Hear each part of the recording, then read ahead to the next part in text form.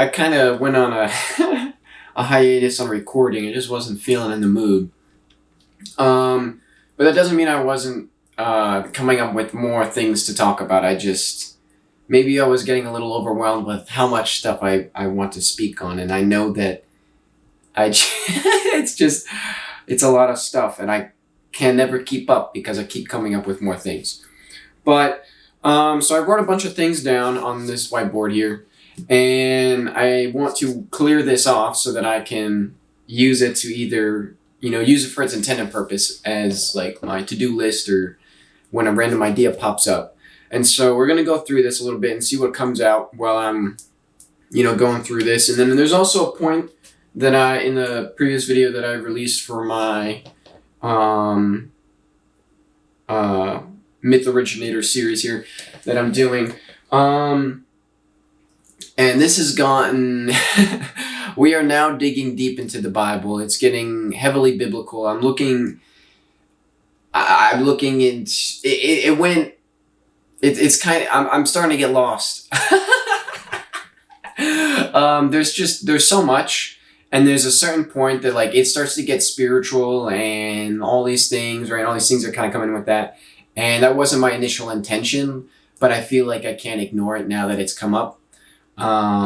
But I do think there are still these female influences. Like I recently came across Mary Magdalene, and I think that her influence is a lot more impactful than we realize, and she was kind of tucked under the rug, so to speak, because she was a woman. And the view by that time was that men were the superior, and that was written in the scriptures of the Old Testament, because again, by the time Jesus comes around, I wouldn't say that all women are gone, but are like not okay. What I meant by that is like not all women are like completely subservient to their husbands by this point. I think that there are still women of influence and that have wealth and have knowledge and intellect and stuff that still existed for a significant period after the overturning of this, because it was still, even though religion, like it takes a long time for religion to completely get overtaken, right? And so we saw it for sure with things like the Egyptian gods. We saw it with the pagan gods of the Norse and things along those lines. You see it probably also happened in Africa. We know that also when they went over and they what's the word? Sent their missionaries to South America and stuff, they have converted everyone. And so there's certain things, like the religion is never exactly the same everywhere unless it is strictly enforced, right? And so in order to get it started, they have to kind of tie in a little bit of what's already there, right? And I'm getting off track already. That's a whole nother thing. We're going to get into it, but pretty much what I came to is that the best lies have truth to them. And that is why the Bible is so good. Because it's a big lie built off of a big truth. But we'll get into that eventually. That's down the road a little bit. I'm gonna read through the Bible and highlight all the points in each chapter or each book of the Bible that I want to go through. I'm going to start with Old Testament. New Testament I'm less concerned with. I think that most of the New Testament is propaganda BS, so I'm not even really going to go into that too much. However, we're going to get started with this, right? Because that's around like Roman time, and by the time Romans roll around, like a lot of the area I'm focusing on right now is gone, right? So by the Roman period, which is around the time of Jesus, we've already moved out of what I would consider my time period of focus with like ancient Greece and stuff like that, right? So, anyway, going back going back to what I put here. So this goes back to my whole thing with Apollo and Delphi and all this stuff. And so I have a bunch of notes here about random things that kind of came up, and I'm like, what the heck? And so some of this stuff I'm probably going to go into more in a more specific video, but I just wanted to kind of cover everything that I wrote down here, just in case there's something I wrote here that I didn't carry over to somewhere else, and I don't want to miss anything, because I feel like the more information I just kind of put out there, the more connections you can make, because that's pretty much what I'm doing, right? I'm just consuming as much content as possible, listening to videos that are basically summarizing these things, and then I'm looking into, oh, what's that? I'm going into more detail and like just getting brief summaries on Wikipedia, getting an idea of what's going on there, getting the consensus, and then moving on to something else. And now, like, as I said, the further I go into this, the deeper it gets, the more involved I am. And so now my plan is to read both the Iliad and the Odyssey, because I'm convinced of like the whole, I actually already said this, of Homer being probably most likely female, and basically these stories are seen as a great triumph for the Greeks, but I think it's actually telling this, like, really, instead of glorifying them, it's showing their folly, which is interesting. So I want to go through it and kind of break that down myself and figure it out and see what is going on there, and see if my theory tracks. From so far, what I've seen, just some summaries and some synopsises, if that's the right word, of the Iliad and the Odyssey. I feel pretty confident in what I'm saying with that, but we're going to go into it more. I'm getting off track again. There's a lot of stuff that I want to talk about with this, but basically, I'm just trying to build as many connections as possible. And I know that there is the whole confirmation bias, that there's a certain thing that I'm looking for. So, when I see it, I cling to it. But I think that after so many connections are made, it starts to not be so much that I'm making connections because I'm forcing it, but because they're just there. When I can tie something together, I feel like I'm either just the best BSer I've ever met, which is definitely a possibility, or I am making legitimate connections here. And so, getting back to it once again, sorry for being off topic so many times. One thing I wanted to cover here, a point that I didn't do, was that Artemis was sometimes represented as a male, and so I think that came from Etruscans, or that came from me just looking up Artemis. I think it was me looking up like Etruscan Artemis or something along those lines where I got that. I don't know exactly, but I found that was probably just a side comment someone made somewhere. But I thought that was interesting because Artemis and Apollo are twins, and they look so similar, and they both have similar appearances, right? Because they're twins, as I just said. It would make a lot of sense that maybe it went from Artemis being represented as a man to, instead of Artemis being a man, Artemis was a woman, but then the Artemis man was Apollo. And then it went from being 1 to 2, and then or 1 to, a binary to 2 separates, right? And then eventually Apollo is, I would argue, seen more important than Artemis. And this is mainly because Apollo is a guy. Apollo's a man. And I think that kind of really highlights something in itself. And so they also referred to Apollo, the Etruscans, as Apulu, if I'm pronouncing that right. I'm probably not pronouncing it right, but Apulu. And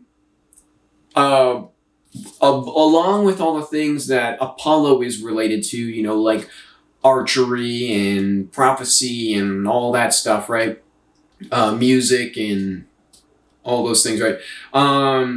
He also has connection to volcanoes, or a volcanic aspect to his, like, divine realm, I guess is maybe the right term for it, right? So I find that to be very significant in my opinion, because Artemis does not have, like, a lot of the things that Apollo has, Artemis has a counterpart to, right? So they both have healing, they're both archers, they're both hunters, right? Or not, one is, one has, like, tamed animals, one is wild animals.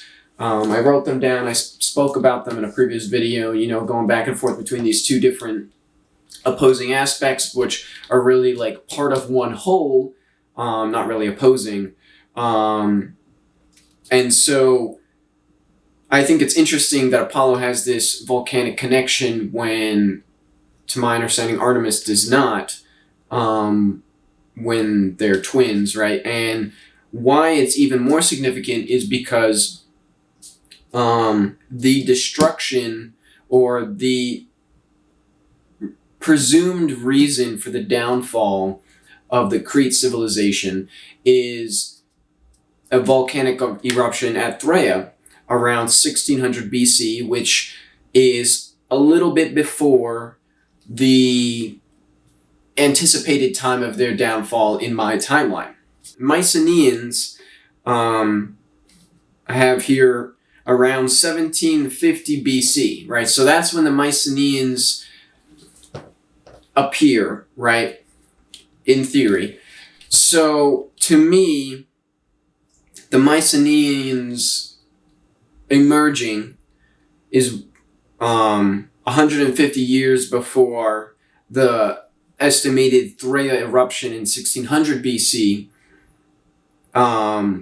is interesting, right? And so extensive occupation of Delphi also begins somewhere around this time. And to me, I find that interesting.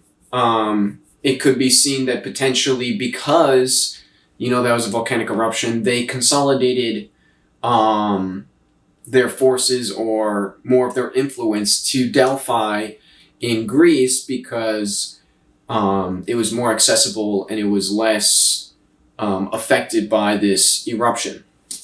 And so somewhere around this time, though, you know, the Mycenaeans, somewhere in here, start warring with the Crete civilization and trying to basically overpower them. And it took a while for this to finally play out, because they were so widespread, and, you know, all these things and such going on. And so we have the myth of the Trojan War, and or referred to as, like, the Warring Period, which is somewhere around 1200 BC, which is also when the Phoenicians peak, which is also around the Phoenicians' peak of power, which is interesting because the Phoenicians, as I think I mentioned before, became a very successful trading civilization, and they started trading on the seas. And the reason why they did that is because there was a power vacuum, in the sense of people who could trade, because the Crete civilization was too busy trying to keep itself alive and defend itself from the Mycenaeans assaulting them on all fronts, that they could no longer provide effective trading to the rest of the people. And as I said, once they started to lose their influence, everyone else started to attack them as well, and therefore they really started to head into decline, because it was instead of everyone basically having their back, now everyone was against them, right? Because you know, as soon as they start to fall, people get greedy and they say, I could have what they have and I deserve it, right? And so you go into all these things, but since basically the beginning of the decline of the Crete civilization would have started sometime. The Mycenaeans forming was probably the beginning of this whole thing, right? So it's sometime around the 1750. The Thracian eruption. The Thraea eruption is sometime around 1600 BC. So these areas, because of dating, I don't know how accurate the dating is. There is some leeway there. It's not 100% certain exactly when these things happen. So there could be some overlap there. And so I think that it's more likely than not that the eruption of Thraea was seen as a sign from God, also known or a prophecy or a prophetic sign from God, right? Because there's a story in the Etruscans where Tages is a child, and he's a child of prophecy, and he comes up from the earth, right? He comes out of the earth.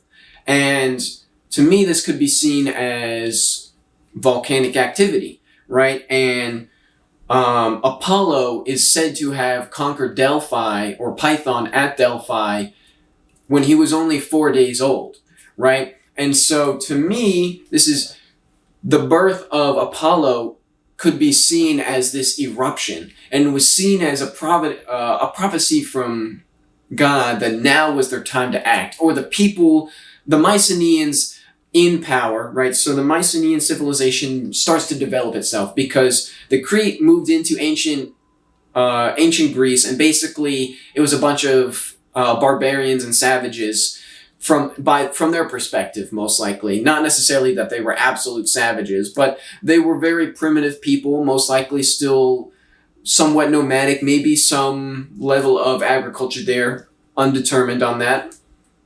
Could be, but I want to assume that most likely they were still hunter-gatherers in this region until the Crete moved in, right? The Crete move in, they start to civilize the people, right? They develop these things that then, as these people start to civilize, which when we look at the Etruscans, it definitely seems like this is what happens, because they have Tages, and they have Vigoria, who civilizes them, which is seen as like a nymph or a fairy or something that basically comes to them and gives them basically a book that defines how they should basically develop civilization, and how laws should work, and how the division of land should be, and all these things. And so basically it sounds to me like a woman from Crete basically came over and colonized the Etruscans and helped them to evolve their civilization into civilization. They, as you would say, civilized these these savages, and so, or barbarians. I don't know which one's less aggressive of a term, right? I think they pretty much mean the same thing, but we'll say barbarians, right? We'll say barbarians from now on. So they go, and you know what? We'll call them the nomadic people. We'll call them nomadic.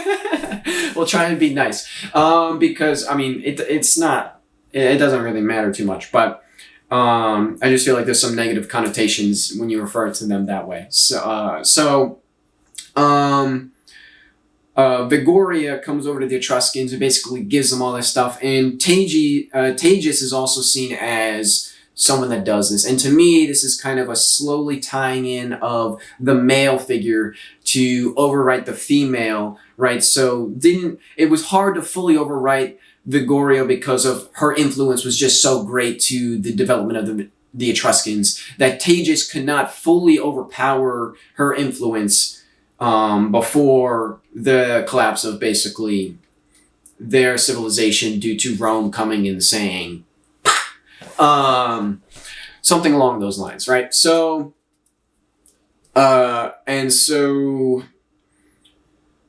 what I'm getting at here is that it probably took a little bit of time for the Mycenaeans to develop, but then the beginning of them is sometime around 1750, right?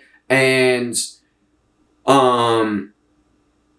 this is also maybe around 1750 is also when extensive occupation of Delphi begins.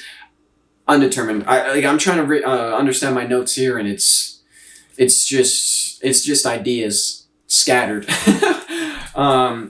Random side tangent. I realize the way I take notes and kind of do things, it's very much like a flow chart or something, and it's very scatterbrained. And I was like, this is probably a very good representation of how I think in my head, and I'm just putting it visually on paper. So it was kind of an interesting insight into how I think and how my brain works. Moving on.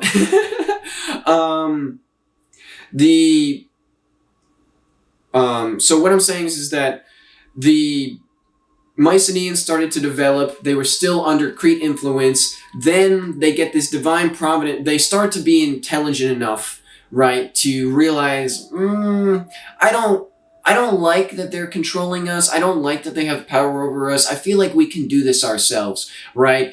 And so they, as I said, people get greedy, right? So they think, we don't need them. We're better off on our own. We know what we need, right? And so they decide, they see this, right? They see that it's weakening the Crete civilization. It has an impact on them. It decimated one of their cities. It decimated, not necessarily decimated, but had a big impact on one of their main islands, had a big effect on a lot of their core, settlements, civilizations. So they had a lot of settlements around that area that would have been affected by this. And so it would have been an issue for them. It would have been a distraction for them. And so I think that what could have happened is that because this happened, they called back some of either their troops of or defenders, or removed some of their influence from the region in order to address the issues that popped up from this cataclysm, basically, for them. And the people of Mycenae jumped at the opportunity. They said, "This is our chance. This is providence from God, right? This is our time to." This is our moment to become in power, to take over for ourselves, right? To have our own autonomy, right? And this is where the emergence of Apollo comes from. And this is why I think on the island of Crete, they put the god Apollo there, and pretty much that pissed someone on Crete off very much. When they finally got there and conquered it. And that gets into, I want to go into the labors of Hercules, or Heracles, which is also Hercules, right? So Heracles, which that name in itself is very interesting, considering what he does. But Heracles goes around and basically conquers a lot of what I think are core points of the Crete civilization, and because of this, I'm gonna do a whole separate thing on just breaking down the labors and Heracles and all that stuff, because that's in the works. But I think that there's a lot of evidence of this taking place, and I'm going to just slowly break it down and show it to you. But basically, the Trojan War, or the warring period, all this stuff happens, right? Phoenicians rise to power. Then we move into the Greek Dark Ages, which is after this warring period, right? How long exactly the warring period takes, I don't know. Potentially it's 100 years. I mean, looking at this, it says the Trojan War, or the warring period, is somewhere around 1200 BC, and the Greek Dark Ages start somewhere around 1100 BC. So the war could have been still happening for longer than 100 years, but it may have taken 100 years, or it may have taken less than that. It's really hard to say how long it took for the true demise of the Crete civilization. But looking at the myth of the Trojan War, the fall of Troy is what I would say was considered the final battle, the victory over the Crete civilization by the Mycenaeans, right? And so that is what is seen as the conclusion of the war. However, I don't think that they fully destroyed all remnants of the Cretes by that point, but I do think that the Crete were probably also fighting other people or being slowly drained of their influence and power by other like regions. And I think that they still survived a bit longer in the Black Sea because, again, that was seen as the edge of the world, way off in no man's land, like not as much of an important thing for the Greeks to focus on, right? The city of Troy was basically a stronghold put at a point that allowed them to control like that strait or whatever that connects the Black Sea to the Mediterranean or whatever. So by the fall of that civilization, basically they were prevented from, they no longer had access to the Mediterranean and therefore lost their influence over the Mediterranean and everything there, right? So that was when they lost, because once the Greeks took that city, that meant that they were no longer going to be able to, get any effective influence into the Greek area of like the Mediterranean and the Greek area of their region. I don't know. And so we go into the Greek Dark Ages because what I think happened is that after this fall, there might have been some uprisings, some rebellion, some disdain in the people, because to my theory is that these people, like this civilization, was a just civilization. And so there was a lot of people that really liked what they had going for them. And then the Mycenaeans came in, they destroyed it, right? And then, maybe for a time things were all right, but then they slowly realized, oh crap, maybe we messed up because they had all the technology and the knowledge and all the systems in place, and without them, all the infrastructure is falling apart. Maybe we really messed up here. And so I'm going to pause and then come back because my thing's going to die. Okay. And so we go into the Greek Dark Ages, right? And I think that they kind of repressed people, and there might have been some uprisings, some people not very happy with the whole situation and stuff. And so what happened is that anything that was written and stuff like that, a lot of the writing and a lot of the teachings of the time were destroyed intentionally because they wanted no record of this civilization, and they wanted no record of their potential mistake after they realized, oh wait, we messed up. Well, in order to control the people need to forget that they're the bad guys, right? So you need to remove everything and allow people to think that they truly are a great civilization. And over time, people start to forget, it starts to move out, things go back to normal, time heals all wounds, as they say. And so we start to see, the Olympics start sometime around just after 800 BC, potentially, right? And we also have sometime around there, we start to get,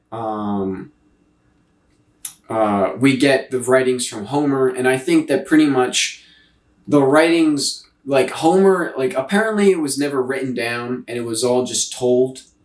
I think that that's BS. I think that the stories of Homer, the Odyssey and the Iliad, was 100% written down.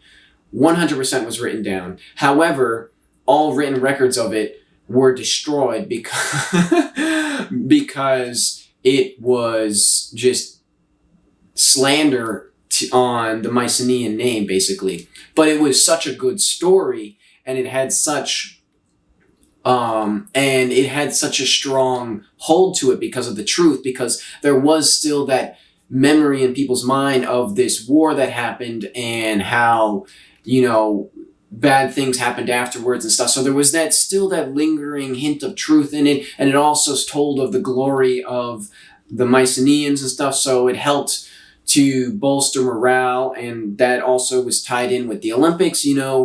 I think it's some Roman said, let them go to the Colosseum and feed them bread and the people will be happy, or something along those lines, right? And so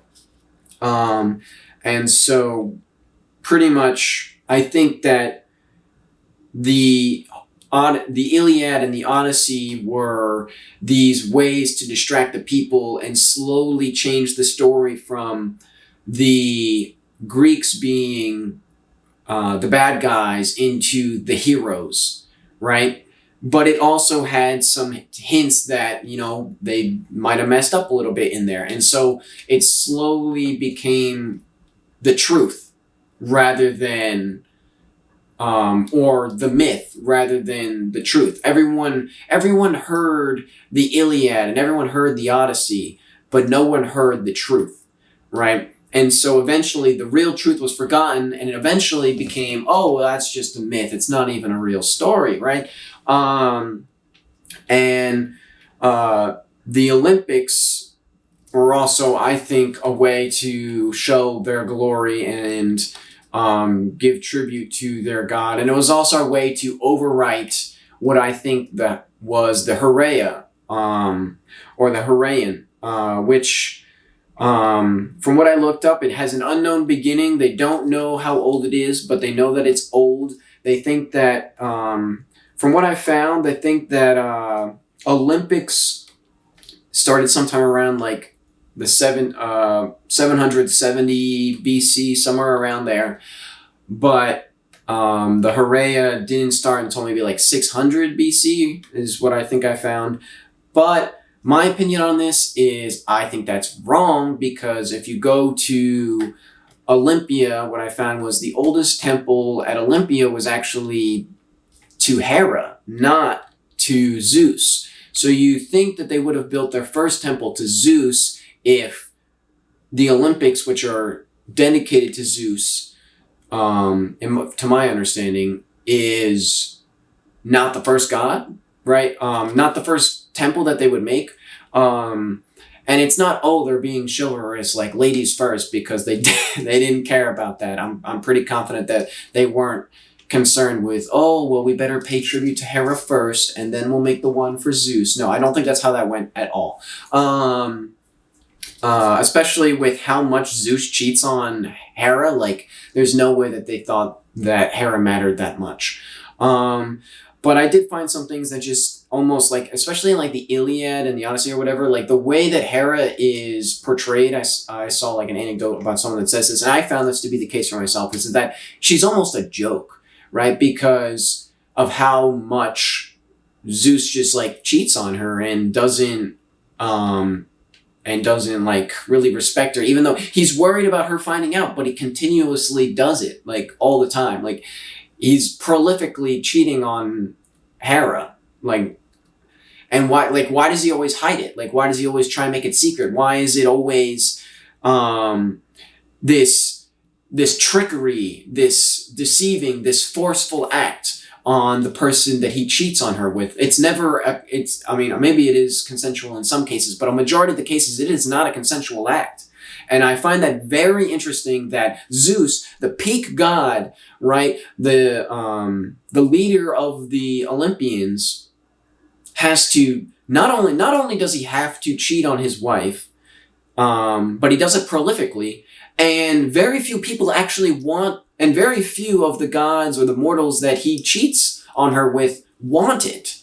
One, why would they write their God like that? Why would you why it doesn't make any sense. It doesn't make any sense to, if your God is the peak God, why does he have to deceive women to get with them? Why would you portray your God like that? What kind of role model is that? It's just terrible. It doesn't make any, there's no logic to that. The only reason why that makes sense is if he feared Hera and Hera did not want him, so he had to go have affairs with other people because, and he had to keep it a secret from her because if she found out, then he would be in trouble.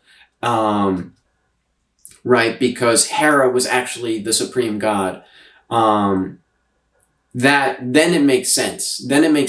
And so that part of the myth stayed, but they just changed who was the peak god. And so I think that they created the Olympics because they needed to overwrite the Heraea, right? But so the Heraea still remained because they couldn't fully get rid of the tribute, right? But I think it was significantly diminished, and pretty much the Olympics was a rebranding of that whole thing, potentially. Who's to say for sure, right? I think it was basically just a way to say our god Zeus is better than Hera. We have our own games, things along those lines. And with this timeline, the fact that the Olympics don't start until like 770 BC or so, according to this timeline, right? If the Python and Delphi would have to be established like during the Greek Dark Ages, because the Temple of Delphi existed before Apollo took it over. And that means that whoever had it before had to fall, right? And that is when Apollo took it over. And so that means that the Greek Dark Ages, or the Warring Period, would have been the rise of Apollo, which means that the Pythian Games would have then been made, right? And so this is why I think it's retconning in the future.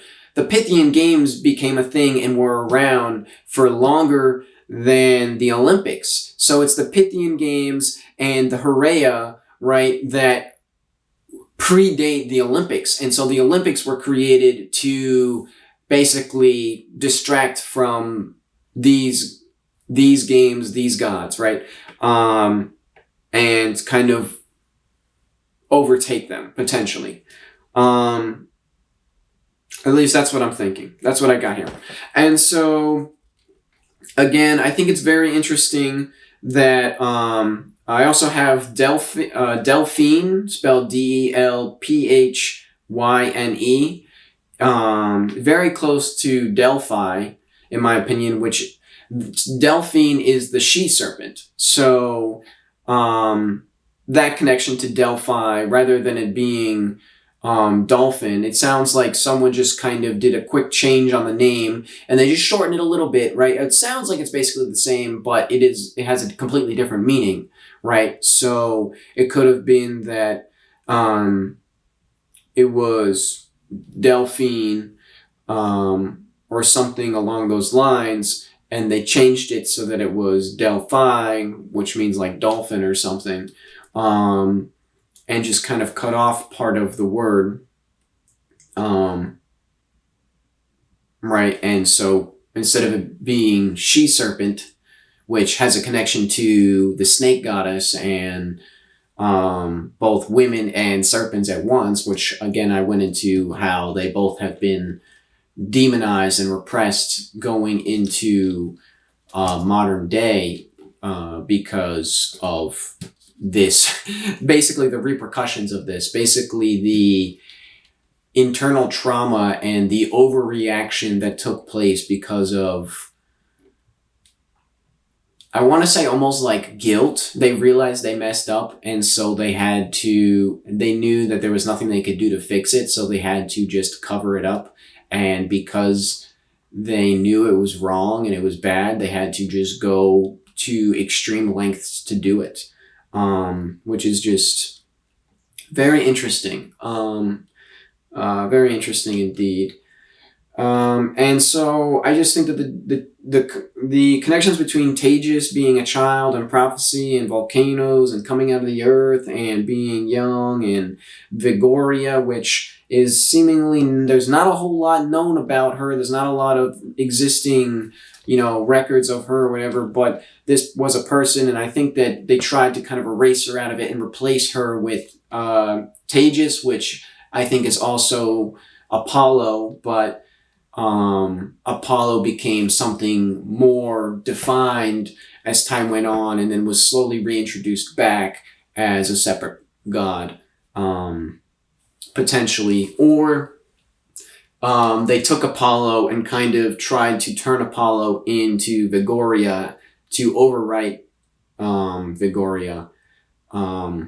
Or just the legend of Vigoria, I should say, because again, Vigoria was most likely just a person from the civilization that came and basically civilized them based off of what their story says about her providing all of this information. And so I think that it's very interesting because it really does highlight women in power and women civilization and women dominance, and it explains a lot about how much backlash women have faced due to it.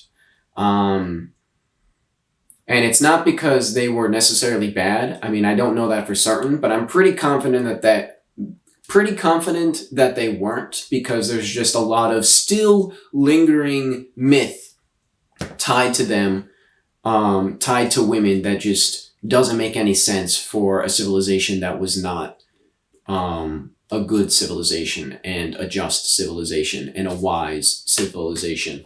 All things that everything preceding basically has not been, which I do think is also another very interesting thing, right? There's almost like some PTSD going on in the psyche of civilizations in the period after this.